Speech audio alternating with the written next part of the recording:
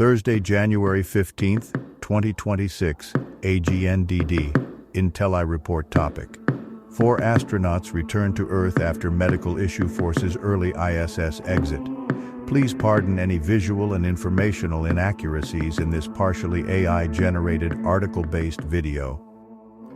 4 astronauts return to Earth after medical issue forces early ISS exit by Jackie Wattles, CNN.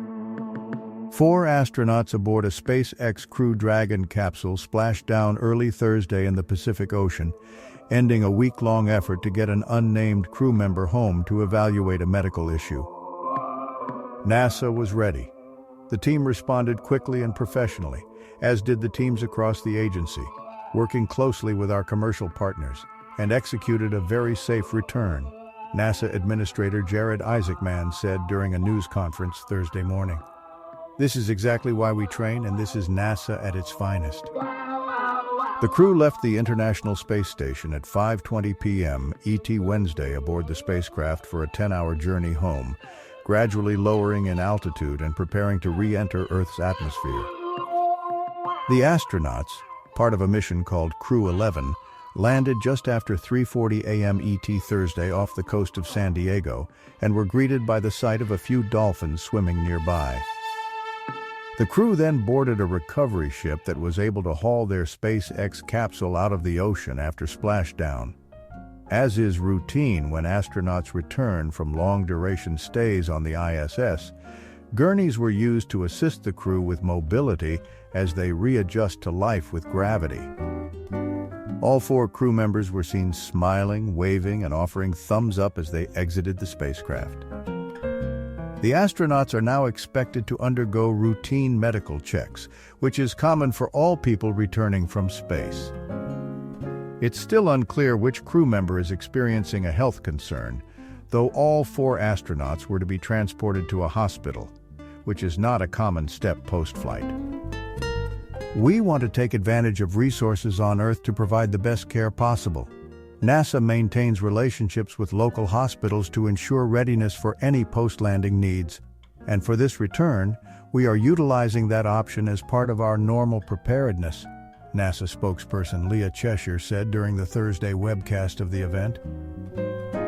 NASA has not disclosed the name of the affected astronaut or the nature of their condition, other than to say the person has been in stable condition and did not require special arrangements for the return trip. Typically, medical information is kept confidential to ensure an astronaut's privacy. During the news conference at Johnson Space Center in Houston following splashdown, Isaacman didn't offer any additional details on the medical issue but said, "The crew member of concern is doing fine." NASA made the decision to bring the Crew 11 astronauts home last week after the space agency announced it was canceling a planned spacewalk due to a medical issue. "This is not an injury that occurred in the pursuit of operations," said Dr. James Polk, Chief Health and Medical Officer at NASA headquarters, during a January 8th news conference.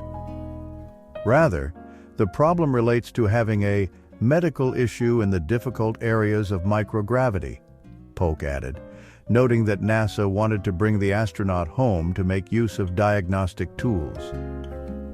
While the International Space Station does have a suite of medical equipment, it does not have all the tools a typical emergency room would have.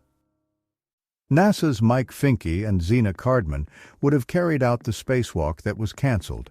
Both are members of the Crew 11 team. The duo is returning home alongside crewmates Kimiya Yui of the Japan Aerospace Exploration Agency, or JAXA, and Russian cosmonaut Oleg Platonov of Roscosmos. Returning to Earth. The journey home can take a toll on astronauts' bodies. The G-forces experienced as a Crew Dragon capsule dives back toward Earth can reach more than 5 times the force of Earth's gravity. The mission's final stretch is also among the most dangerous, as the Crew Dragon capsule re-entered the atmosphere at more than 22 times the speed of sound.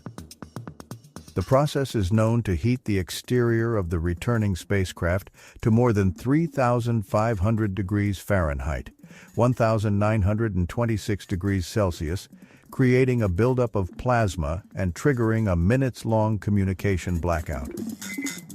Who is left on board the space station? Crew 11 originally had been slated to depart the space station in mid-February, only after a replacement team, the Crew 12 astronauts, would have arrived to take over operations.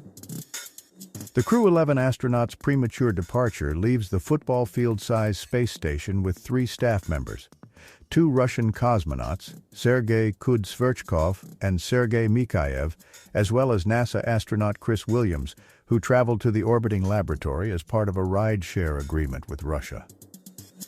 The situation is less than ideal. NASA has routinely indicated that a robust crew presence on the ISS is crucial for getting the most value and productivity on board the orbiting laboratory, which costs about $3 billion per year. Leaving a skeleton crew on the station could strain operations. For example, if hardware on the outside of the U.S.-controlled portion of the space station were to break, Williams might have to enlist the help of a cosmonaut to fix the issue. Kudzverchkov does have some training for using NASA spacesuits, said Joel Montalbano, NASA's Deputy Associate Administrator for Space Operations, during the Thursday news briefing. We can get them training in real time if we need their help on certain activities, so I believe we're covered and ready, he said. Montalbano also emphasizes that the odds of such an emergency are extremely low, and the space station should have enough backup hardware to ensure that the crew can wait for additional astronauts to arrive on the Crew 12 mission in the next few weeks before conducting any necessary spacewalks. Comments. CN user Zrups3. 2 hours ago? Coverage wasn't great. They didn't listen in, especially when astronauts disembarked. The best moment of watching the process, IMO BC anchor wouldn't stop talking. Disappointing after watching and waiting to see it. My opinion, 20 minutes ago, perhaps coverage was a bit less due to the effort to protect the confidentiality of the person with the medical issue. I'm glad they made it back safe and wish the one with the medical issue gets care that is needed. I'm glad we get to express our opinion on this article while the world around us is crumbling down due to the efforts of one person. So blessed. Pterodactyl, 2 hours ago. It amazes me that with all the hours astronauts have spent traveling to the moon and orbiting the Earth, more emergency situations haven't occurred, and amazing that their sanity is still intact. My father was given a personal letter from Michael Collins, one of the Apollo 11 astronauts, thanking him for his role in the success of the mission. It was the first time man landed on the moon. He was the lead design engineer for the central timing equipment on board the command module. I have the letter on my kitchen wall right now. My dad's name also is on the moon on a plaque along with 99 other key contributors to the mission. The plaque is mounted on the rear of the small ladder the astronauts descended from the lunar lander. It got zero recognition or publicity.